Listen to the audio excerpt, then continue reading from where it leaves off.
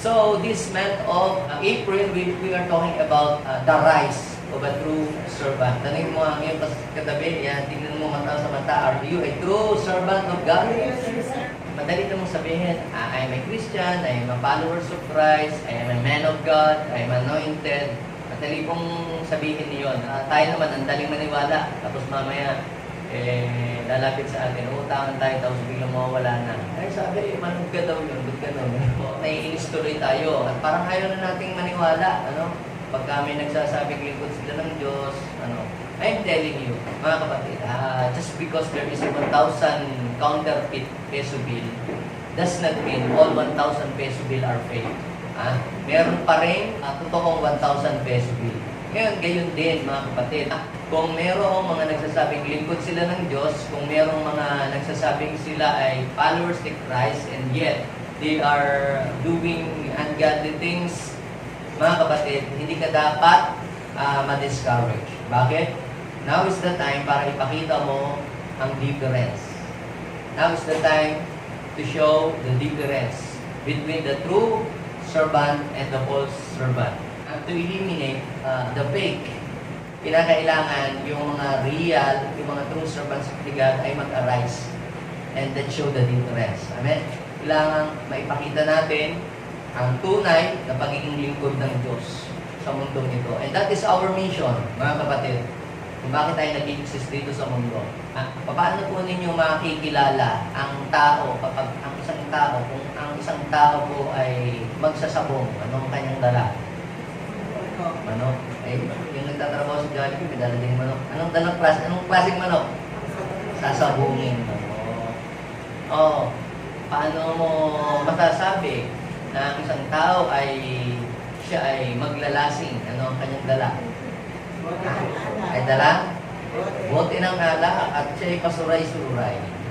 Paano naman mo masasabi na ang isang tao siya ay magsusugal? Ano ang kanyang dala? Ano ang kanyang laging hawak? May dala siya. Mapapansin nyo, no? Sa kanyang mga hinahawakang mga bagay, ay doon nakikilala kung ano siya. Yung doktor, ano ang kanyang nakasabit lagi sa kanya. Malidistinguish mo kung sino yung nurse at saka sino yung doktor. Kasi yung doktor, lagi may nakasabit dito. No? Ngayon naman, papaano mo naman makikilala ang tunay na lingkod ng Diyos? Ano ang dala-dala niya? Bible. Si Kuloy nga, may dala ding Bible. Nagtatago pa nga. Si Elisoriano nga, may dala ding Bible. Ano ang dala-dala ng mga tunay na lingkod ng Diyos? Sabihin natin lahat, may dalang bagong buhay. Now, so last Sunday, we talked about the true servant in the eyes of God. Sino ba ang mga tunay at ano ba ang mga tunay na lingkod ng Diyos sa kanyang harapan, sa kanyang paningin?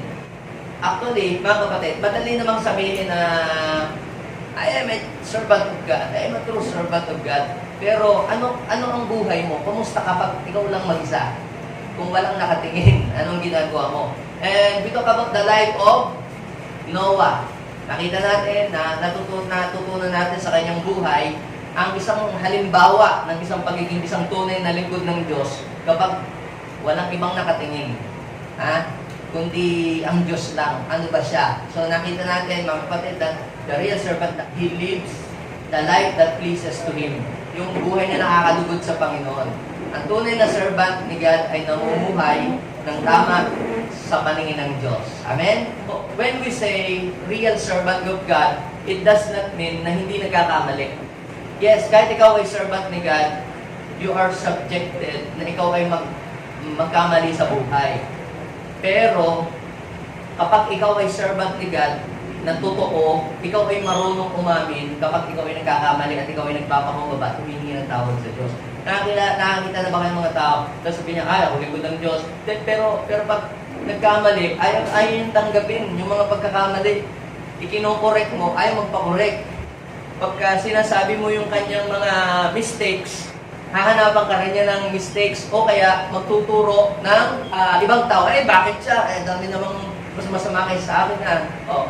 So, ang tunay na servant ni God, mga kapatid, ay kung siya man ay magkamali, ay inaamin niya at itinutuwid niya ang kanyang buhay. Inaayos niya ang kanyang buhay. Siya ay willing magpabago, willing magpaayos ng buhay, ang mga true servant of God. So, kapag sinasabi mo ikaw ay tunay na lingkod ng Diyos, dapat ay willing kang magpakorek, willing kang magpaturo. You are teachable and you are humble. Alam niyo po, hindi nakakababa ng pagiging isang tunay na lingkod ng Diyos sa harapan ng tao, sa harapan ng Diyos, kung aaminin mo ang iyong mistakes. Actually, nakakataas pa nga po mga kapatid yun ng karangalan at nakaka-proud sa mga tao yung aaminin mo na ikaw ay may mga pagkakamali, may mga pagkukulang, kaysa doon sa ikaw ay huli ka na, ikaw itatanggi pa. So, those people are not a real servant. Bakit? Kasi ang mga real servant, they are humble, they are willing to accept kung sila man po ay nagkamali at handang pabago ang buhay at handa pong paayos ang buhay nila sa Panginoon. Aside from that, nakita natin ang mga real servant, they serve only one master. Hindi po sila paiba-iba ng pinaglilingkuran. In fact, sabi ng Bible, no one can serve two masters. Pangatlo, mga kapatid, the real servants are willing to obey whatever their masters commands. So, anuman ang pinag-uutos ng kanilang Panginoon, sila po ay handang sumunod. And aside from those things, ang real servant, they always bring glory to their master. At wala tayong ibang master na bibigyan natin ng kaluwalhatian kundi ang ating Ama sa Langit. Amen? So, today, pag-usapan naman natin, mga kapatid, ang real servant in the midst of the unbeliever. Ito naman, ang itsura. Ito ang buhay naman na pag-uusapan natin, yung buhay ng tunay na lingkod ng Diyos sa gitna ng mga taong hindi kumikilala sa Diyos. Okay? So, madali po nating maipakita dito sa church ang gawain ng mga lingkod ng Diyos. Hello sister, hello brother, God bless you, welcome. Diba? I love you sister, I love you brother, welcome to the family of God. Napakagalang natin. Kasi lahat ng kaharap natin at lahat ng kausap natin dito, nakakakilala sa Panginoon. Hindi ko nakakahiya naman kay brother kung pakikita ko dito ang aking mga kasumitan, kasamaan ng higaling. Kaya magiging mahihina ako. Okay? So, ngayon, pag-usapan natin yung real servant in the midst of the unbeliever. So, pag-uusapan po natin, yung buhay naman po ni Daniel, ni Shadrach, at saka ni Meshach, at ni Abednego. Ito pong apat na kabataan. So, kung nabasa nyo po ang story po nito, napakaganda po ang story ito. So, ibibigay ko po sa inyo yung mga lesson na natutunan ko po dito habang binabasa ko po yung story nila. So, Daniel chapter 1, verse 3 hanggang 10. Okay? Iniutos ng hari kay Aspenas, ang pinaka-mataas na opisyal ng palasyo, na pumili ng ilang Israelitang kabilang sa angkan ng mga hari at ilan sa angkan ng mga maharlika.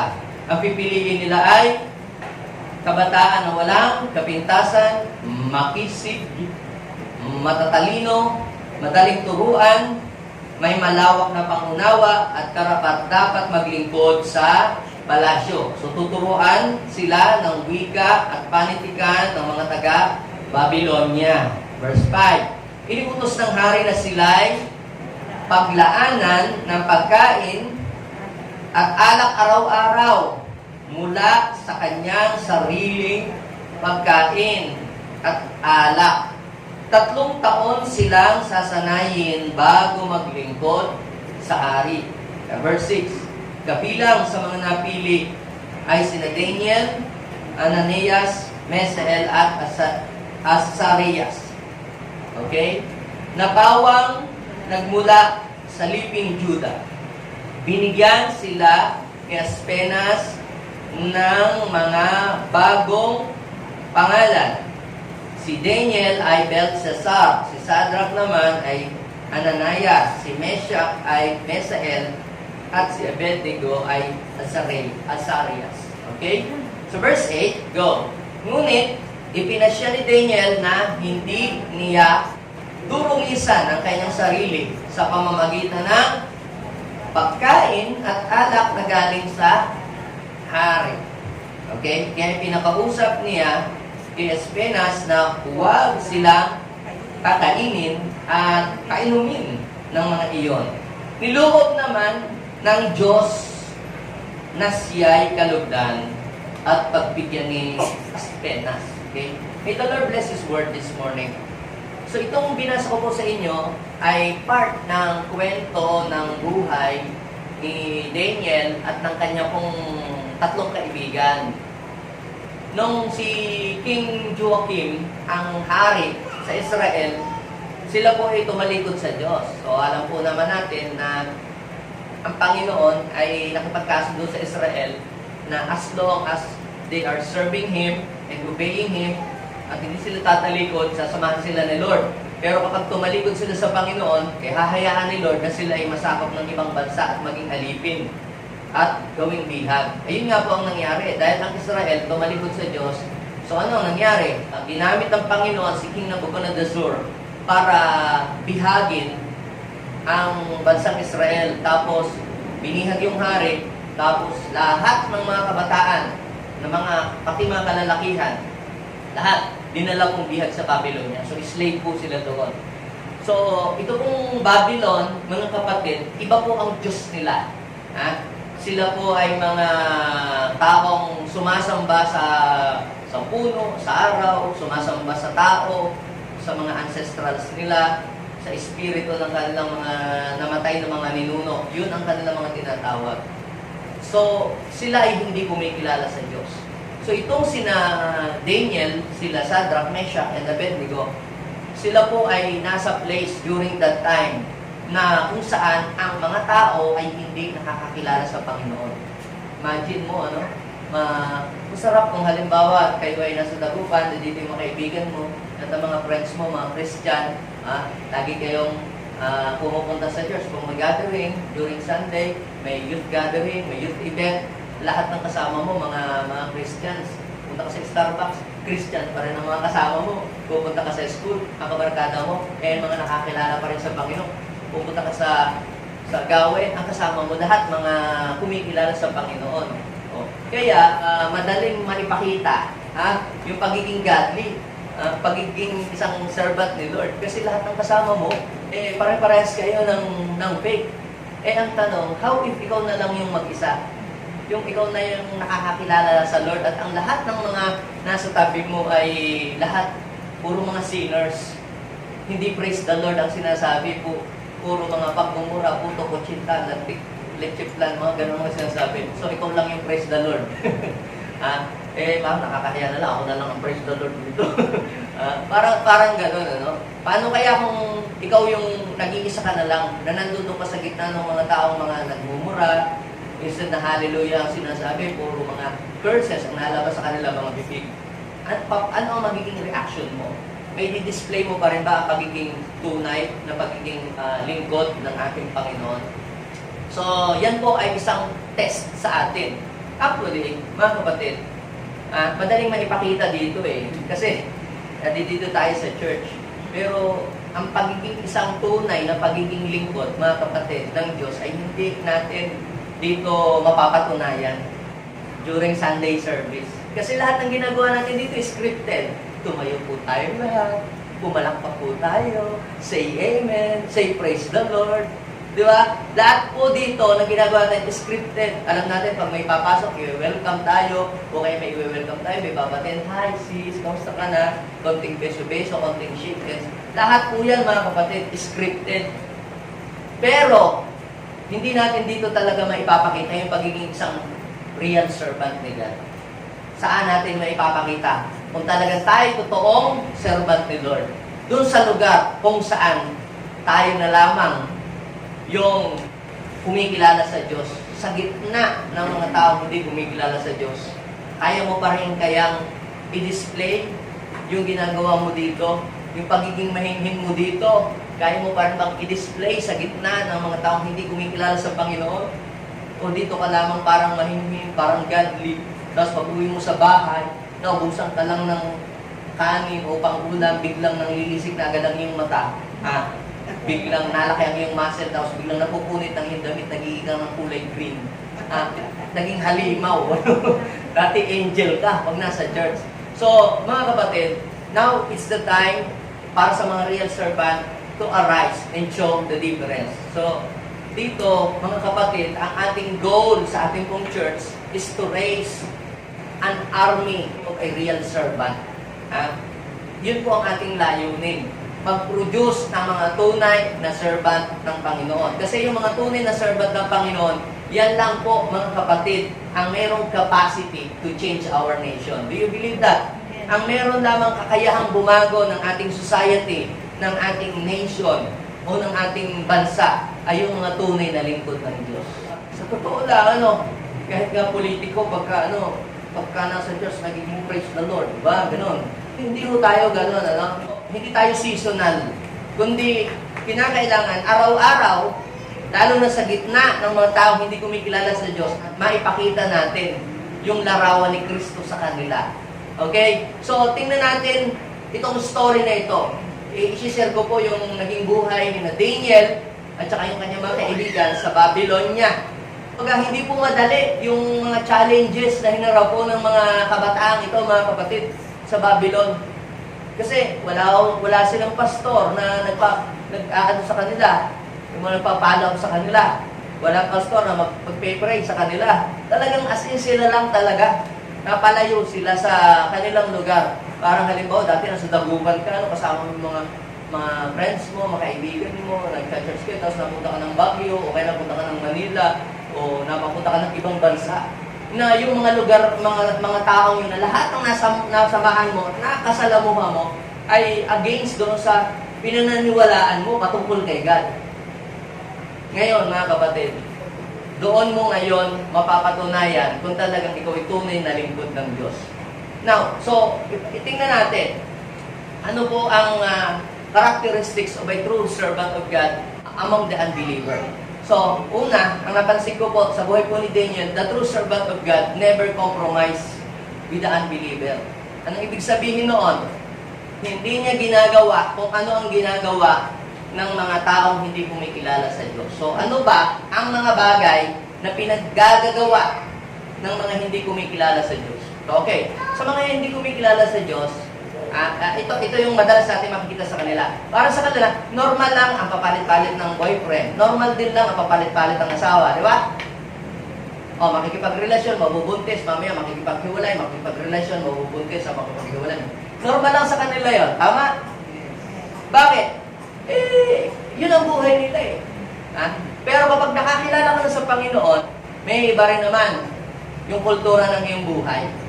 Bakit? Kasi ang iyong buhay ay magsuswitch ngayon doon sa culture na itinuturo naman ng salita ng Diyos. Kasi tinuturo ng salita ng Diyos, dapat isa lang iyong maging asawa, di ba? At habang nabubuhay, yun lamang. Sa mga hindi kumikilala sa Diyos, okay lang silang nagmumura, di ba? Okay lang sa salita ng masama. Okay lang silang nangiiskandalo. Okay lang na pagka mayroong mga hindi magagandang ginawa sa kanila ka ng kapwa, okay lang na sugurin, di ba? Pero sa isang kumikilala sa Diyos, mga kapatid, kabaligtaran sa itinuturo ng Panginoon sa kanila. Ano yun? Pag may nagkasala sa iyo, patawarin mo. Sa mga hindi kumikilala sa Diyos, teka muna, ngipin sa ngipin, mata sa mata, sugat sa sugat, galos sa galos. Hindi po pwedeng hindi makakaganti. Kaya merong difference. At ipinakita po ng Panginoon kung paano mamumuhay ating Panginoong Yesus, kung paano mamumuhay ang isang tunay na lingkod ng Diyos sa gitna ng mga hindi kumikilala. So maraming sample sa Bible at isa na po, ito si Daniel. So, ano po ba ang nangyari? Nagkaroon po ng audition doon sa Kingdom of Babylon na mag-hire sila ng mga servants sa palasyo. So, siguro magdadagdag ng mga katulong kasi maraming trabaho sa palasyo. So, pero, hindi agad po sila pwedeng makapag-work. Kinakailangan, 3 years po muna silang magte-training. At ito pong mga kabataan na ito, ang pipiliin nila. May, sabihin natin, may talino, medyo magandang postura. Tapos lahat po, sila tuturuan sila ng ng language sa Babylon. Sabi po nung binasa natin, at sila daw po ay bibigyan ng mga pagkain, yung mga pagkain doon sa doon sa bansa nila. Sa Israel kasi, binigyan sila ng Panginoon ng mga guidelines kung ano yung mga pagkain na dapat nilang kainin at ano yung mga hindi dapat nilang kainin, yung mga pagkain, mga marurumi, at saka yung mga malilinis. Yan. Sinabi sa kanila Lord yung mga pagkain yon. Actually, ang purpose naman doon ni Lord ay para maging healthy po sila. Kasi in that time, di pa naman na-invento yung mga microscope, di pa naman na-invento yung mga medical equipments para i-test ang lahat ng pagkain. Kaya may mga pagkain na mga exotic food, hindi maganda sa ating health. But actually today, sabi ng Bible, hindi yung kinakain natin ang nagpaparumi sa atin, kundi yung lumalabas sa ating bibig. Yung pagmumura, galit, pinanakit po, yan ang nagpaparumi sa atin sa harapan ng Diyos. So balik muna tayo dun sa panahon nila. Di ba? Sa panahon nila, hindi sila pwedeng kumain ng blood. Kailangan patuloyin sa lupa. Sa panahon ni Daniel, kapag ikaw ay Nazirite, ibig sabihin consecrated for God, hindi ka po pwedeng uminom ng alak na nakakalasing. Bakit? Kasi malalasing ka. At saka mawawala ka sa tamang pag-iisip. So, bawal sa kanilang mga Hudyo yun. Ngayon, nung sila po ay nasa Babylon, parang lahat ng pinagbabawal ni Lord na hindi nila gawin, pagdating nila sa Babylon, okay lang. Di ba? Uminom ka hanggat gusto mo. Magpakasawa ka, ganun. Gawin mo ang gusto mo. Lahat ng maganda sa iyong paningin. Di ba? Enjoy life. Kasi isa lang naman talaga ang buhay. Yun ang doon. Walang boundaries. Ganon. Alam niyo po, mga kapatid, ang law, ang commandments, yan po ay ibinigay ng Panginoon sa tao for us to be safe. Bakit? Kasi alam niyo, pag mayroong commandments, meron tayong boundaries sa lalakaran. Halimbawa, kung kayo po atakit kayo dito, wala yung mga railings, wala yung dyan, yung baranderya dyan, pwede po kayong tumalon, di ba? Mamahulog na sa kabila. O kaya kung halimbawa, dadaan tayo sa highway, wala yung mga sa tulay, wala yung dito, side dito, at saka side dito. May tendency na pwede kang mapunta dun sa kabila. So, ganun din po yung law. Kaya si Lord ay naglagay ng mga law para tayo ay iiwas tayo doon sa danger. Ako nyo po, sana wala na lang kautusan para lahat ng bagay na gagawin natin, gawin natin.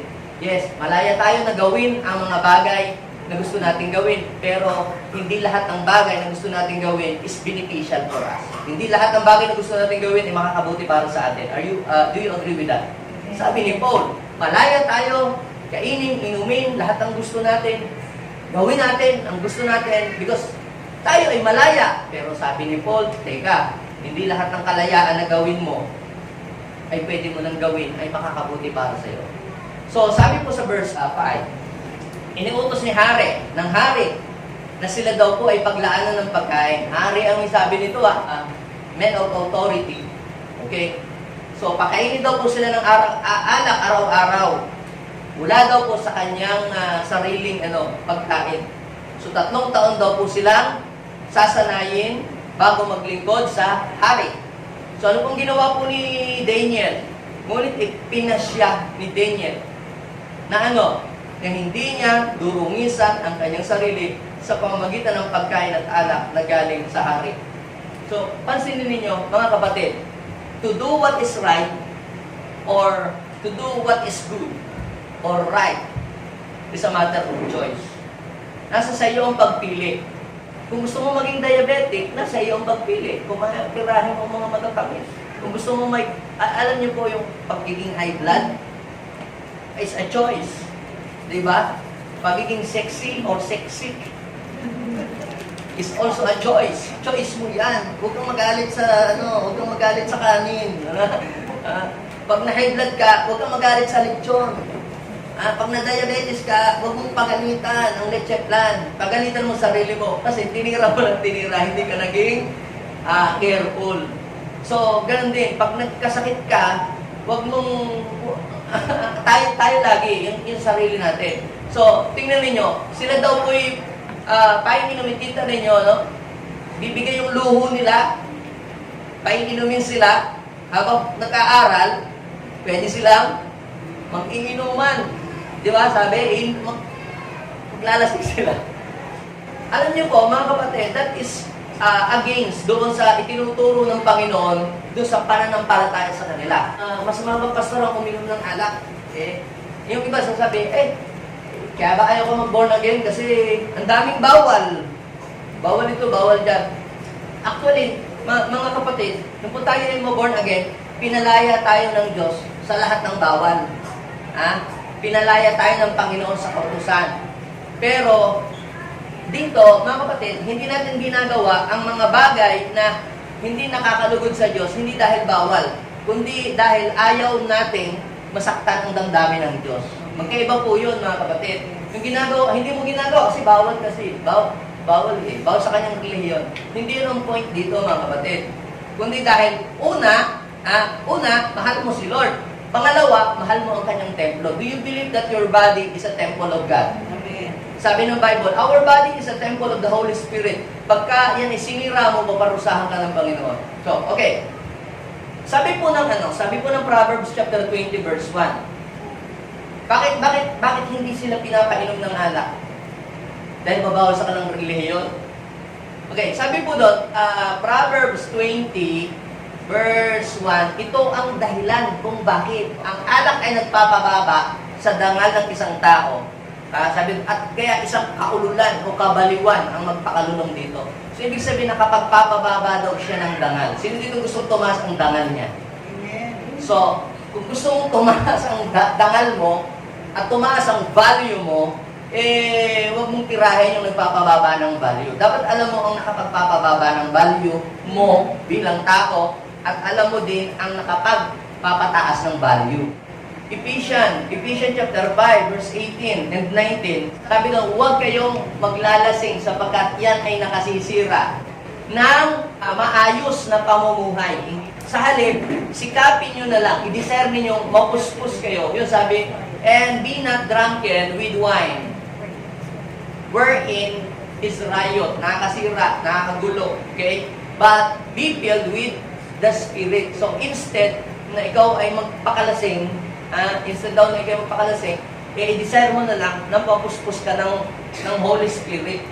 Kasi pag ang tao nalalasing, napupuno ng alcohol ang kanyang katawan, nagwawala, di ba? Minsan nakapapatay, minsan nakagagawa ng hindi mabuti. So, yun ang dahilan. Instead, mapuno ka na lang ng Holy Spirit para mabuti yung gawin mo. Yun ang point doon, mga kapatid. Bilang isang born again, na tumanggap kay Jesus, ibig sabihin ng born again, ikaw ay tumanggap kay Kristo as your Lord and personal Savior. So, ang pagiging born again ay hindi isang relihiyon, kundi ito'y karanasan ng isang taong nagsisi at tumalikod sa kanyang kasalanan, tinanggap si Jesus bilang kanyang Panginoon. So, ano ang gagawin mo ngayon bilang bilang tao na ikaw ay kumilala kay Kristo as a real servant ni God? Anong gagawin mo? Yung mga bagay na hindi makakabuti sa katawan mo, kundi makakasira, lalayuan mo yun. Are you with me? Amen. So, ano po ang ginawa ni Daniel? Iniwasan niya yun. Iniwasan niya. Bakit? Dahil alam niya na pag siya'y naglasing, mawawala siya sa katinuan, mawawala siya sa focus. Baka instead na siya ay makapasa dun sa mga exams, lalo pa siyang bumagsak kasi may hangover lagi. Hindi makapag-review. So, kaya ang ginawa niya, nakiusap siya na kung po pwede, wag na lang silang painumin nun. Gulay na lang at tubig ang ibigay sa kanila. At sila daw po ay binigyan ng favor. Sabi ng verse 9 ng Daniel chapter 1, niloob naman ng Diyos na siya po ay kalugdan at pagbigyan ni Aspenas. So, merong favor. So, ibig sabihin, sa lahat ng bagay, meron palang paraan. Di ba, minsan tayo, wala na, na-pressure na yung mga kaibigan ko kasi, ako na lang nag-iisa doon napilit na ako na Napaupo na rin ako. Okay? Pero sa isang tao na gustong ipakita ang karakter ni Christ sa gitna ng mga taong hindi nakakilala sa Panginoon, there is always a way out. Di ba? Meron laging paraan para makaalis ka doon. Di ba? Pag gusto mo talaga na umiwas, may paraan para makaiwas ka. Pero kung gusto mo din naman, marami rin namang dahilan para sabihin mong wala nang way kasi.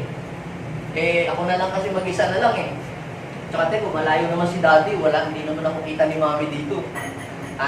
Pero nakatingin sa iyo yung mga tao na hindi nakakakilala sa Panginoon at alam nila that you are a servant of God. At ikaw i-gauge kung ikaw talaga ay real servant ni God or not sa iyong mga asal na ipinakikita sa kanila. Hindi po masama na maglabas ng mga damdamin sa Facebook kung ano yung damdamin. Pero iwasan natin yung paglalabas ng damdamin ng kagaya ng mga hindi kumikilala sa Diyos. Some people, nag-aatar sila ng curse, nagagalit sila sa mundo, di ba? Ganon. Pero siguro pwede naman tayo mag-post ng kakaiba. Instead of discouraging those people na magbabasa sa ating mga comments at sa ating mga profile, ay may encourage pa. Di ba? Pwede naman yun, di ba? Pwede yun, di ba? Pero naglabas ka. Pero na-encourage mo yung mga tao to do the right thing instead of bad things or evil things.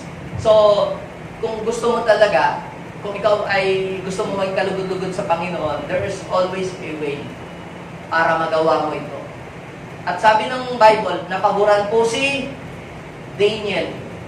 Sabi po sa Galatians chapter 2, verse 14, si Peter, pumunta po siya sa place of Galatia. So, yung Galatia is a place of Gentile.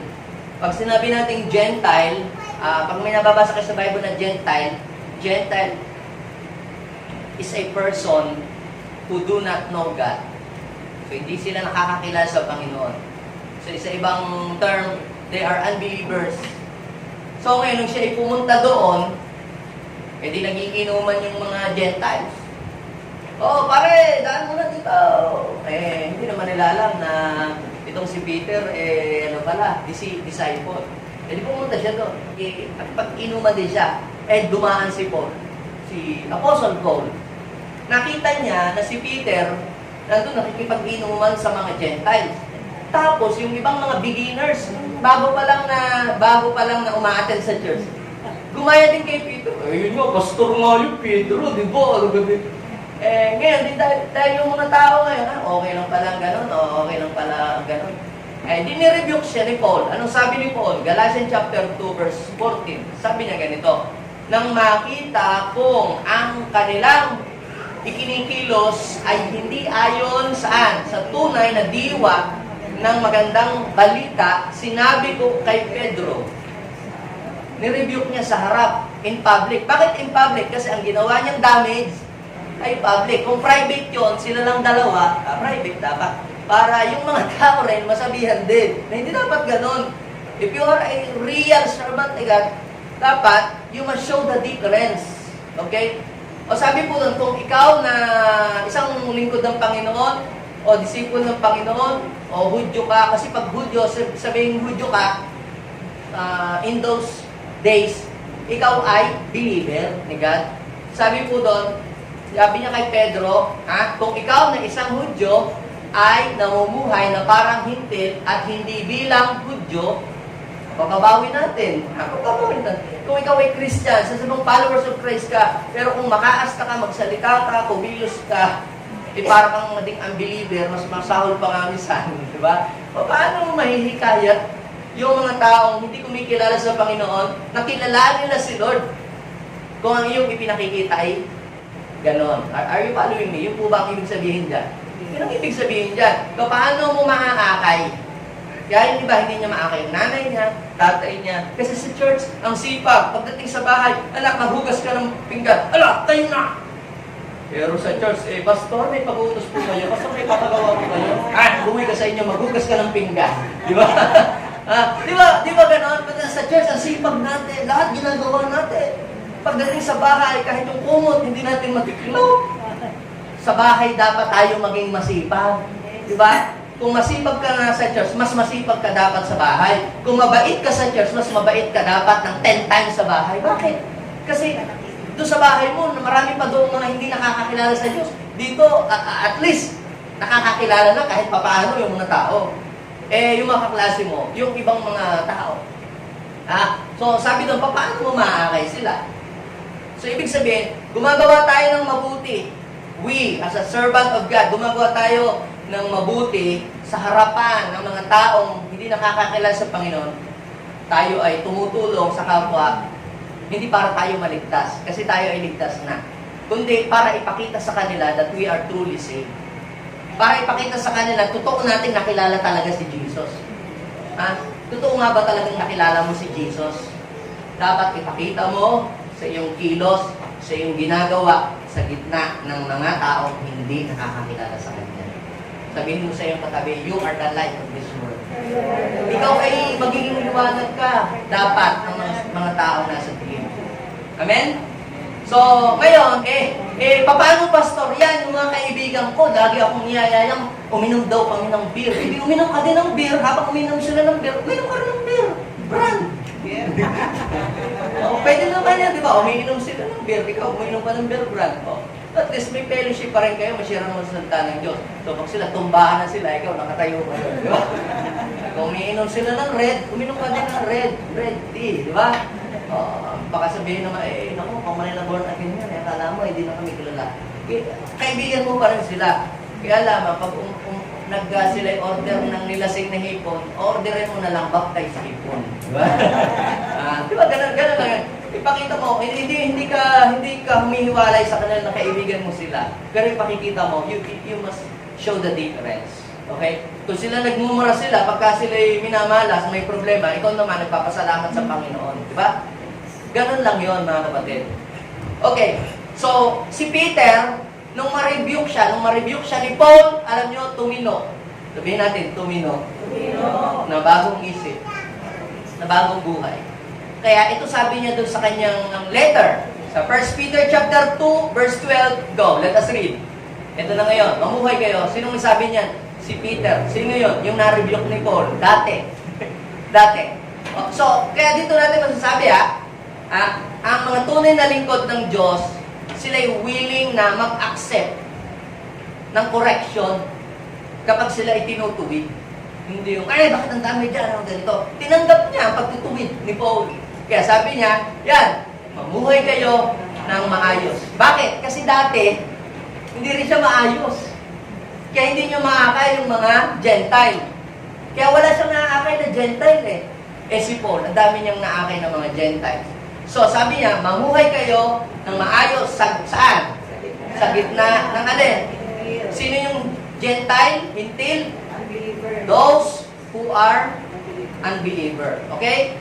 Upang, kahit na pinaparatangan nila kayo o pinipersecute kayo, nasabihan kayo ng masama, kapag nakita nila ang inyong mabubuting gawa, ano mangyayari? Pupurihin nila.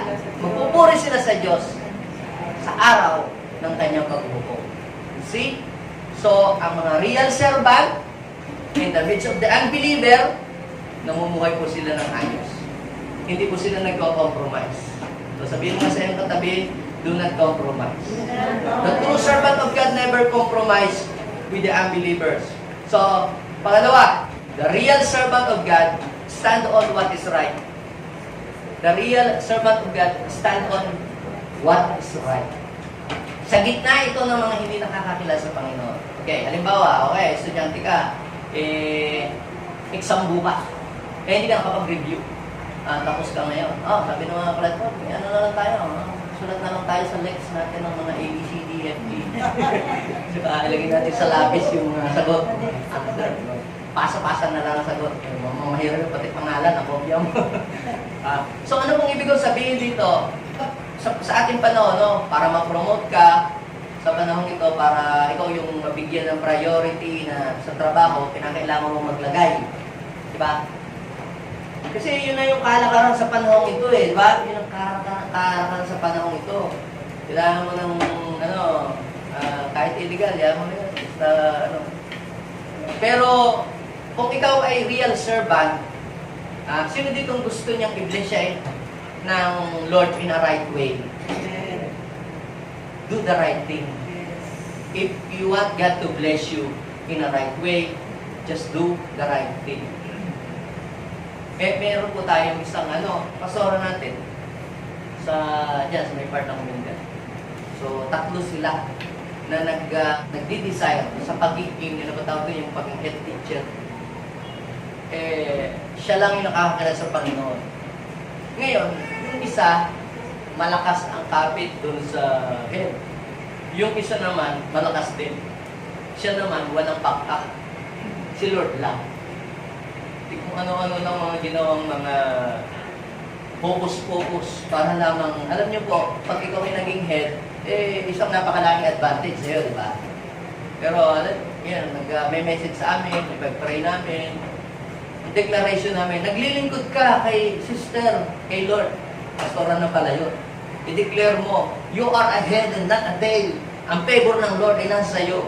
Hindi mo kinakailangang maglagay, hindi mo kinakailangang gumanang illegal para sa position na yan. You are destined on that position. Yung mga declaration namin. Alam nyo, right after that, hindi mo kinakailangan gumanang ng mga focus para mapapunta ka dyan. Kung ikaw ay destined dyan, ilalagay ka ng Lord dyan at walang kailangan pang gawin. Alam niyo po, nag-message sa atin nung isang araw, no? Tama ba? Head teacher na siya ngayon. Okay. That is, hindi mo kinakailangan gumawa ng illegal. Kung gusto ng Lord na i-promote ka, si Lord ang tutulong sa'yo. Kahit wala kang backup, kahit wala kang kakilala. Do you agree with that? So if you want God to bless you in a right way, do the right thing. Amen? So ngayon, itong si Daniel, na-promote dahil sa ipinakikita niyang magandang track record. Talagang matino. Siya po ay ginawang tagapamahala, tapos 3 po sila, 3 na pinili na maghahawak ng mga region doon sa place ng Babylon. Tapos dahil si Daniel ay merong fear of the Lord, matino, siya yung ginawang head doon sa 3. Tapos, balak nung king, na ang pangalan ay si King Darius, na gawing siya na ang tagapagmahala ng buong kaharian ng Babylon. So ano pong ibig sabihin? Parang siya po ay ginawa ng kanang kamay. Ngayon yung mga taong naiinggit sa kanya, ay nag-iisip sila ng paraan para hindi matuloy yung kanyang malaking promotion. Gusto nilang gumawa ng way para sirain ang buhay ni Daniel. At sabi, wala po silang makita. Binabantayan niya ang buhay araw-araw, pero wala daw pong makitang ginagawang kalokohan si Daniel. Tingnan ninyo. Sinabi nila, wala tayong maibibintang sa kanya, maliban sa mga bagay na may kinalaman saan? Sa kautusan ng kanyang Diyos. Nakita po nila na wala talaga tayong maibibintas. Tapat sa kanyang tungkulin. Hindi late pumasok, laging on time. Di ba? Hindi nang dadaya, hindi gumagawa ng kalokohan. So paano natin ito sisiraan? Ang kanyang ginagawa kahit walang nakakakita, mabuti. Sabi nung isa, alam ko na. Meron pa rin. Kinakailangan na gumawa tayo ng paraan. Magpapalabas ang hari ng utos na sa loob ng 30 days, walang ibang sasambahin, kundi si King Dario lang. Good idea. Pumunta po sila sa hari. Mahal na hari. Kami po ay nakaisip ng magandang gawin para ang lahat ng mga tao dito sa inyong kaharian gumalang sa inyo. Ipag-utos nyo po, within 30 days, walang magdadasal. Ito nyo, wala daw magpe-pray sa sino mang Diyos sa buong kaharian. Walang i-worship. Kayo lang ang sasambahin at kayo lang ang luluhuran. Kabilin-bilinan ni God sa mga Hudyo na hindi sila sasamba sa sino man. Wala silang yuyukuran sa Exodus. Hindi sila po pwedeng gumawa ng mga Diyos-Diyosan. Hindi sila po pwedeng mag-bow sa tao kasi ang wino-worship lang nila yung God of heaven and earth. Ngayon, yun na po ang ibinaba, tapos tinataka ng hari, at ang utos ng hari ay hindi mababalik. So, napirmahan na ng hari, at late na, nung nalaman ni Daniel, palibasa si Daniel, busy sa kanyang trabaho, so nung nabasa niya, uy, hindi ko nabasa, may text pala dito, message. Ilang beses na, may miss call pa. Wala na magawa si Daniel, hindi niya na mababaw kasi natataka na ng hari. Pero alam niyo po, ang ginawa po ni Daniel, sabi po doon sa Daniel chapter 6, verse 10, nang malaman po ni Daniel na nalagdaan na po ng hari ang gayong kautusan. Ano po ang ginawa niya? Umuwi siya. Anong ginawa niya? Nag-pray pa rin, binuksan niya yung bintana, paharap sa Jerusalem, at siya po ay nag-pray, kagaya ng ginagawa pa rin niya dati. Ginawa pa rin niya kung alam niya kung ano yung tamang ginagawa niyang mabuti. Hindi po siya na-move. Mapasin natin mga kapatid, napakadelikado na ng buhay niya, no? Pero huwag po kayong magtakot. Ang ginagawa mo tama at nakakalugod sa Diyos, si Lord ang bahalang mag-iingat sa iyo. Basta gawin mo kung ano yung mabuti at nakakalugod sa Panginoon. Gawin mo lang kung ano yung tama at nakakalugod sa Panginoon. Kahit sa gitna ng mga tao hindi nakakakilala sa Panginoon. Alam niyo, nagpe-pray po nagpe-pray si Daniel. Inaabangan pala siya. Binabantayan siya ng mga naiinis sa kanya, yung mga naiinggit sa kanya. Sa verse 11, tinitingnan daw po, 3 beses pa daw po siyang mag-pray. Ibig sabihin, hindi nababago, hindi napapalitan. Kahit doon sa gitna ng ganong situation, hindi pa rin niya binabago yung kanyang devotion, yung kanyang prayer life. Nagpe-pray pa rin siya sa Panginoon. Ilan sa atin dito yung may kaunti lamang problema, hindi na nakapapag-pray. Ayaw na nating manalangin. Ayaw na nating tumawag sa Panginoon. Pero sabi, si Daniel daw po, binabantayan pa pala siya ng kanyang mga kaaway nang makita siyang nananalangin. At anong ginawa? Ipinagsabi sa hari. Meron pong sumuway dito. Hindi po pwede yan. Dapat mamatay. Itapon sa balon ng mga leon ang mga sumusuway sa inyong utos. Sino ba yung sumuway na yun?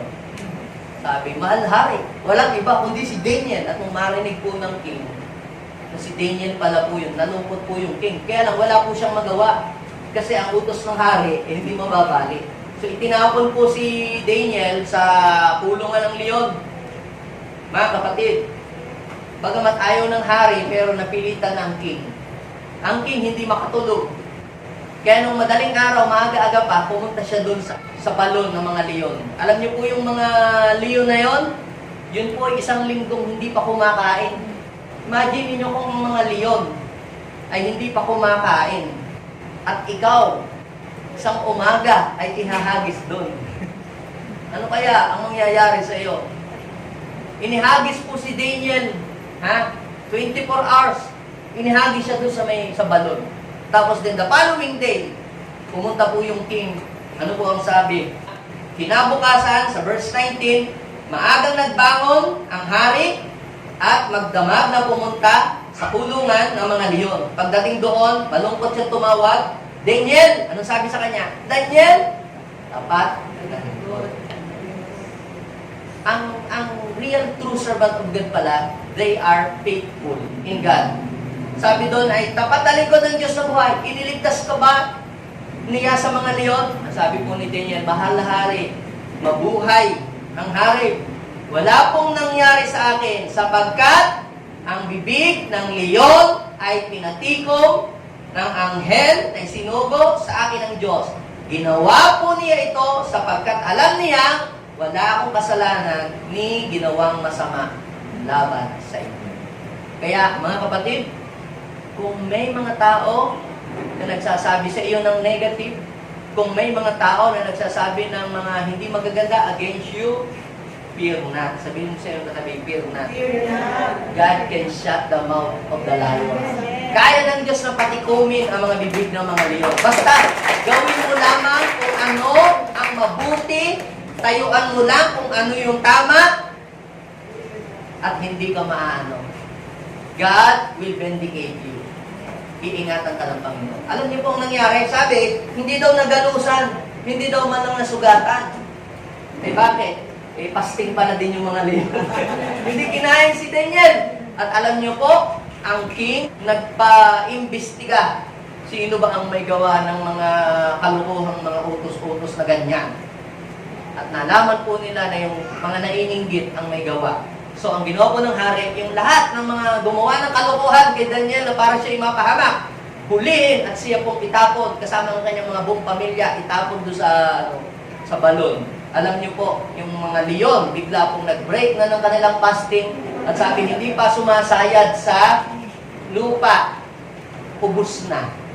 Kaya, mga kapatid, basta gawin mo lang kung ano yung mabuti at ano yung tama, ano man yung mga ibinibintang ng mga marites, ng mga nag-accuse sa'yo, kapatid, ililigtas ka ng Panginoon sa mga yun. Dahil ito ay kinakasuhan, ginagawa ka ng kaso, di ba? Inihahabla ka sa isang bagay na kasalanan hindi mo namang ginawa. Maaaring ang treatment sa iyo ay napaka-unfair. Unfair yung treatment sa iyo. Di ba? Pero I am telling you, basta gawin mo lamang yung tama sa gitna ng mga hindi kumikilala sa Diyos, babak ka ni Lord. Amen? Alapakan natin ang Panginoon. Now, ito yung pangatlo. The true servant of God do not deny their faith before the unbelievers. So, ang mga tunay na lingkod ng Diyos ay hindi niya itinatanggi o hindi niya idinideny na siya ay believer ni God. Naalala ko yung meron pong isang lola na siya po ay isinama ng kanyang mga relatives papunta po sa church. Okay? Ngayon, nung po sila nasa church, di umulan-ulan. So, nung pauwi na, nandun po sila sa pinaka-waiting shed para mag-abang ng sasakyan. Ngayon, that time po pala, Halloween party. Di yung Halloween party, tinagtakbuhan yung mga nakakostume ng mga pang-demonyo, pang-mga Dracula, ganyan-ganyan. Natakot yung kung mga umaten doon po sa church. Naiwan yung lola dahil mahina siya maglakad. Ngayon, hindi niya alam na sisilong lang pala doon sa doon sa waiting shed, yung naka-costume ng pang-Halloween. Natakot siya, sabi, huwag po niyo kung huwag niyo kung sasaktan, hindi naman po ako nagin, ako naman po inaisama lamang ng mga kamag-anak ko dito. Bawa po kayo sa akin. So, ang real servant of God, hindi mo i-deny si Jesus, yung faith mo kay God. Bakit po?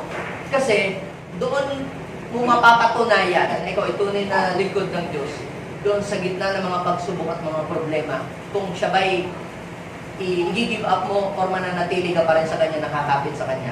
Now, si King Nebuchadnezzar ay nagpagawa po siya ng rebultong malaki, mga 27 meters ang taas.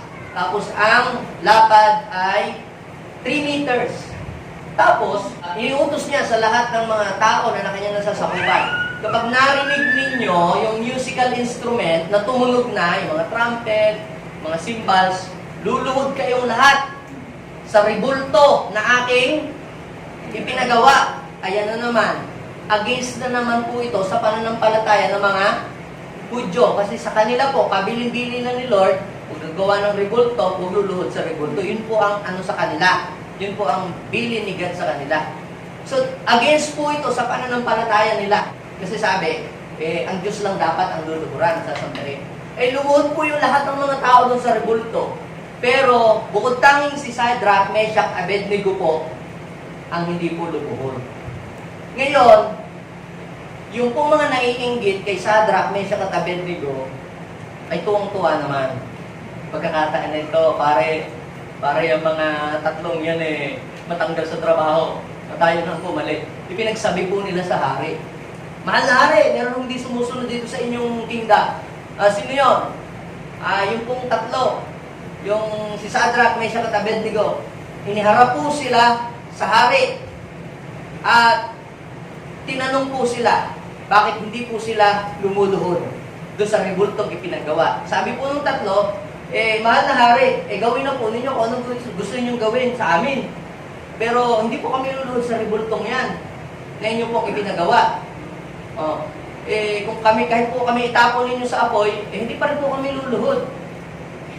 Yun po ang sabi po, yung paninindigan. Hindi nila dinideny, hindi nila gini-give up yung kanilang faith.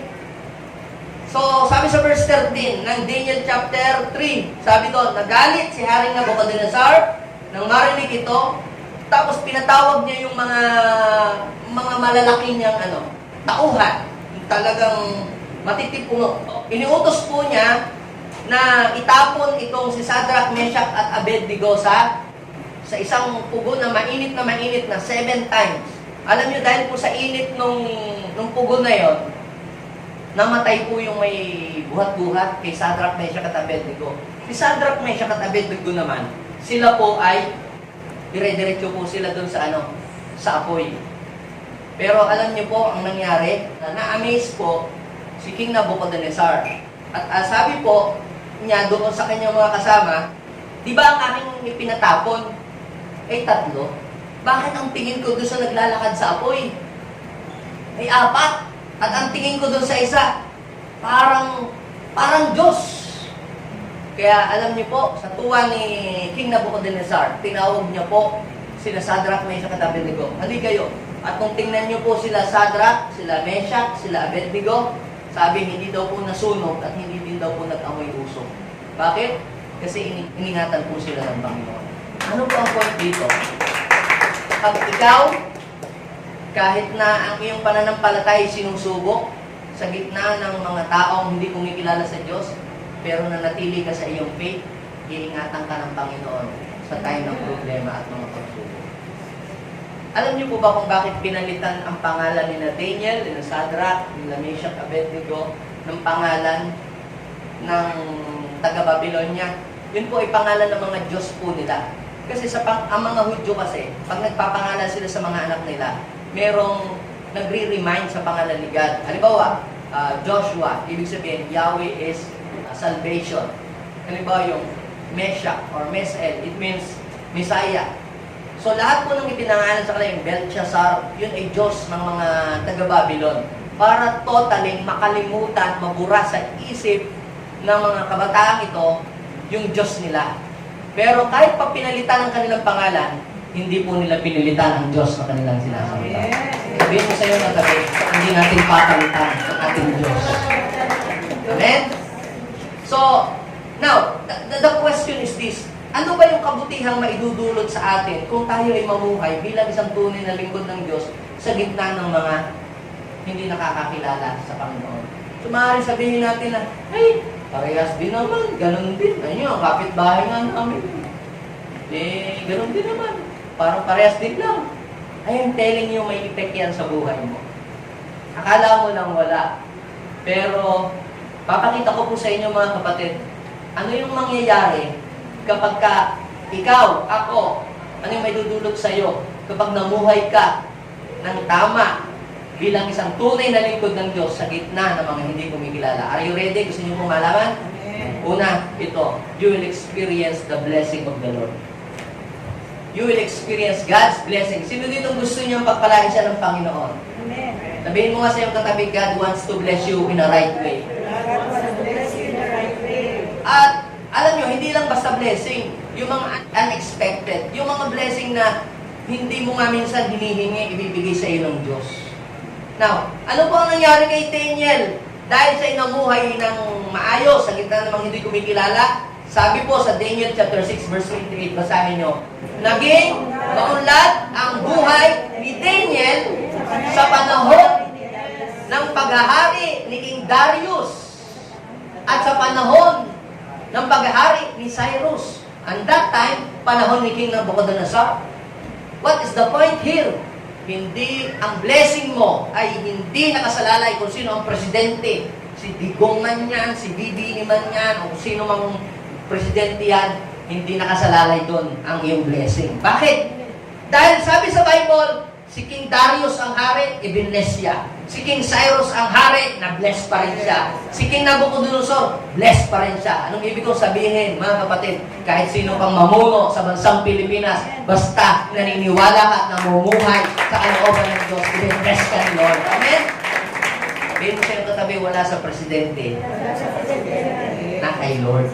Kasi, di ba, wala na si King Darius, Daniel, naku, baka matanggal ka na sa iyong posisyon yan. Hindi. Dahil kahit napalitan na ang mga hari, namatay na nga lahat yung mga yan eh.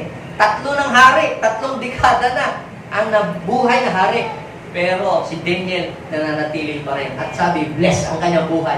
Kahit sinong maging hari, bless ang buhay ni Daniel. Kaya sabihin siya katabi, kahit sino mang mamuno, maging presidente, maging mayor, basta nananatili ka kay Lord, bless ang buhay mo. Mananagana ka. Come on, declare it. Prophesy with your neighbor. Basta mananagana ang buhay mo. Amen? Now, pangalawa, you will experience God's protection. Sabihin natin, God's protection. Sino po dito na naghahangad ng pag-iingat ng Diyos sa kanyang buhay? Sa totoo lang, hindi natin kayang proteksyonan ng sarili nating lakas. Kahit kung kumuha ka ng maraming bodyguard, kahit ka kumuha ng maraming mga taga-bantay, without the help of God, you cannot protect yourself. Pero kapag ikaw ay sinamahan ng Diyos, maraming anghel ang Diyos para ikaw ay proteksyonan. Now, anong nangyari sa Daniel chapter 6 verse 22? Basahin natin, Ano sabi? Hindi ako sinaktan ng mga leon. See, makikita natin yung protection ng Diyos na kay Daniel. Hindi daw po siya sinaktan ng mga leon dahil nagpadala si Lord ng kanyang mga anghel para itikong ang bibig ng mga leon. Kaya pag maraming mga nagchichismis sa iyo, the Lord will shut the mouth of the lion. Amen? Sino mang gustong sumira sa buhay mo, sa pagkatao, sa pangalan mo, the Lord can shut the mouth of the lion. Amen? So, anong nangyari naman kay Shadrach, Meshach, Abednego? Daniel chapter 3, verse 25. Basahin natin. Sinabi ng hari, tingnan ninyo, 4 ang nakikita kong palakad-lakad sa gitna ng apoy. Kita nyo, tinapon sa apoy, pero hindi nasunog. Kaya di ba sabi ng Bible, tinawag kita sa iyong pangalan, pag ikaw ay dadaan sa tubig, hindi ka malulunod, pag dumaan ka sa apoy, hindi ka masusunog. Anong ibig sabihin nun? Ang simbolo ng apoy, tsaka tubig na yan. Yun yung mga problema, mga pagsubok. Hindi ka maaano. Iingatan ka ng Diyos. God will protect you. Amen? Now, pangatlo, anong mangyayari? You will experience God's promotion. Sino dito ang gustong makaranas ng promotion sa buhay nila? Yan. Alam niyo po, promotion starts from lower to higher. Dati, taga-linis ka lang, diba? Taga-punas ka lang. Ngayon, magiging manager ka, taga-supervisor ka, magiging branch head, magiging top head, kung ano pa. Pero, alam niyo po, mga kapatid, maaaring ikaw, matagal ka na sa iyong work na ginagawa mong yan. O ikaw ay naghihintay ng promotion. Pero ang sabi ng Bible, promotion does not come from the east, west, south, and north. Promotion always comes from the Lord. Basahin po natin yung Daniel chapter 2 verse 48. Go! Pinarangalan ng hari si Daniel at binigyan ng napakaraming handog. Siya ay ginawa nitong tagapamahala sa buong lalawigan ng Babylonia at pinuno ng lahat ng mga tagabayo ng Babylonia. Ang tawag doon? Promotion. Basta, ang gawin mo lang, magpakatino ka, gawin mo ang mabuti, kahit hindi ka nakikita ng iyong boss. Diba? Pagka yung hindi, wala naman ang boss, wala supervisor, wala si boss. Sige, tulog tayo. Diba, suklay-suklay. Tapos pagka biglang nadating yung supervisor, biglang nasipag. Meron nga pong, ito, real story. Christian po siya. Ito yung testimony niya. Sa isa pong factory, nagtatrabaho po sila. So pag nandun yung mga boss nila, masipag. Pag wala, minsan umaalis, pupunta kung saan-saan. Ganon. Siya po, palibasa siya, may fear of the Lord, ginagawa niya ang trabaho niya ng ayos. Hindi yung pala alam, meron po palang mga nag-i-investigate. Isang araw, nagkaroon po ng tanggalan. Ipinatanggal lahat ng mga tamad sa kanilang company. At alam mo niyo po, siya po ang ginawang pinaka-head. Ano pong ibig sabihin? Kahit minsan walang nakakakita sa ginagawa mo, kahit yung iba, ang ginagawa na hindi mabuti, hindi nila ginagampanan ng ayos ang kanilang trabaho. Basta ikaw, gawin mo yung alam mo kung ano yung mabuti. Nakatingin si Lord sa iyo, in due time, the Lord will promote you. Kakausapin niyo yung head, kakausapin niyo yung employer, kakausapin niyo yung may-ari ng kumpanya pinagtatrabaho mo para i-promote ka. Do you believe that? Yan ang nangyari kay Daniel. Ano naman ang nangyari kay Shadrach, Meshach, Abednego? Sa verse 30, sina Shadrach, Meshach, Abednego ay itinaas niya sa tungkulin sa lalawigan ng Babylon. Kailan yon mga kapatid? Nung sila po ay nanindigan na hindi sila sasamba sa anumang images, kundi sa Diyos lamang na may-ari ng langit at lupa. Now, the question is this. Meron bang mga tunay pa na lingkod ng Diyos sa oras na ito? Sabihin mo sa iyong katabi, we are a true servant. So, tumayo nga yung mga true servant ni Lord dito. Let's show the difference. Pakita natin sa mundo that we are a true servant of God. So mga kapatid, hindi natin kayang gawin yung mga ginawa ni Daniel, ni Shadrach, Meshach, Abednego without the power of God in us, without the Spirit of God in our lives. Anong kailangan natin? Kailangan natin mga kapatid, anyayahan natin ang presence ni God para tulungan tayo ng Panginoon na makapamuhay bilang isang tunay na kanyang lingkod. Gawin mo kung ano ang nakakalugod sa Panginoon, and the Lord will do the best for you. Thank you so much, God. Maraming salamat po dahil tinutulungan mo po kami, tinuturuan mo kami paano po kami makakapamuhay bilang mga tunay na lingkod mo. Lord, we want to become a true servant of God. Hindi po namin ito kayang gawin sa sarili naming lakas o sa sarili naming pagsisikap. Ito po ay magagawa namin, Panginoon, sa tulong ng Banal na Espiritu Santo sa buhay namin. Mga kapatid, sa oras na ito, let's bow our head and draw near to God. Kung sa tingin po ninyo, may mga pagkakataon na sa gitna ng pamumuhay natin sa mga taong hindi nakakakilala sa Diyos ay hindi natin na ipakita yung buhay ng pagiging isang tunay na lingkod. Pwede po tayong humingi ng kapatawaran kay Lord. Pwede tayong magpakumbaba. Humingi tayo ng tawad. Lord, sorry. Kasi hindi ko po na ipakita yung pagiging isang tunay na lingkod mo. Tulungan niyo po ako, Panginoon. Dahil po sa aking mga kahinaan, dahil po sa aking takot, dahil po sa aking fear na baka iwanan ako ng mga kaibigan ko, dahil po, Panginoon, sa fear na baka pagtawanan nila ako, dahil po sa fear na baka i-criticize nila ako. Humingi tayo ng tawad kay Lord. Aminin natin, nag-compromise tayo kay Lord. Lord, nag-compromise po kami, forgive us. Hindi po namin na ipakita yung pagiging isang tunay na servant mo.